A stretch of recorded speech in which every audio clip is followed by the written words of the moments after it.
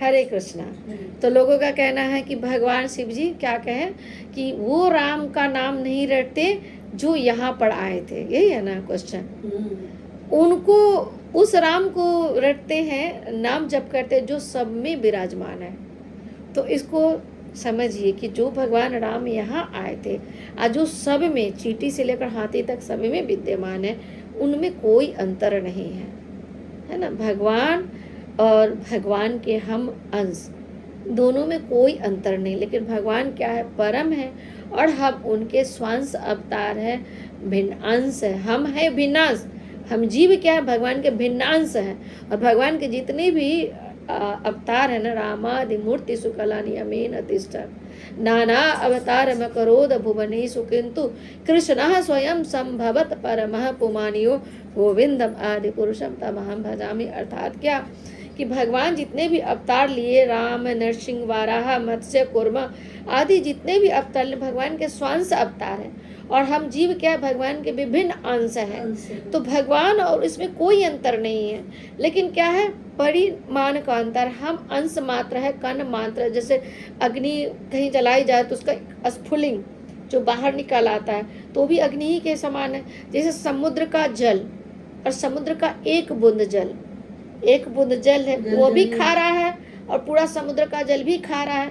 तो समुद्र का एक जल, एक कण जैसे हम हैं, और समुद्र क्या है, भगवान है। तो भगवान क्यों आते, इस पे थोड़ा हम चर्चा करते हैं कि भगवान क्यों आते हैं। आखिर भगवान तो वहाँ बैकुंठ में बैठे हुए, गोलोक में बैठे हुए, एक थोड़ा सा पलक को थोड़ा बंद भी नहीं करेंगे, थोड़ा हिलाएंगे, थोड़ा एक कण भी हिलेगा तो पूरा सृष्टि का विलय हो जाएगा।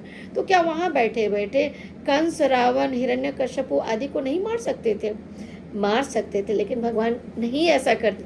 क्यों ऐसा नहीं करते? दो कारण होता है। एक कारण तो यह होता है कि भगवान जो है ना, अपने भक्तों का वचन को सिद्ध करना चाहते। अब ब्रह्मा जी वरदान दे दिए तो ब्रह्मा जी के वचन को भी तो रखना है। और दूसरा तो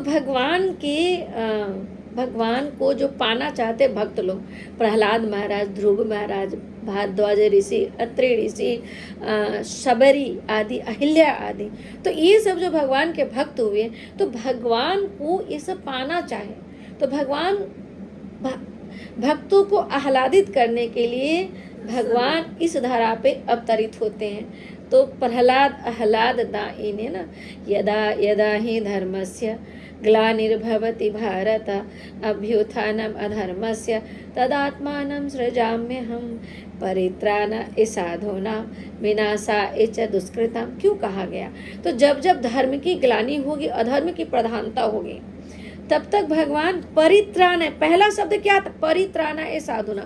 भगवान कहते हैं कि मैं दुष्टों का संहार करने पहले, तो भगवान पहले परित्राण है, मतलब साधुओं, संतों, भक्तों को आह्लादित करने के लिए पहले भगवान आते हैं। और उसका जैसे एक काम, जैसे सांप कोई आदमी, मतलब सांप है और डंडा है, तो राह पे चलते कोई आया और डंडा उठा के सांप को मार देगा, तो अब डंडा सांप मारा कि आदमी सांप मारा, है ना। तो इसी प्रकार भगवान आते भक्तों को आह्लादित करने के लिए, लेकिन साथ साथ क्या है, दुष्टों का भी संहार कर देते हैं।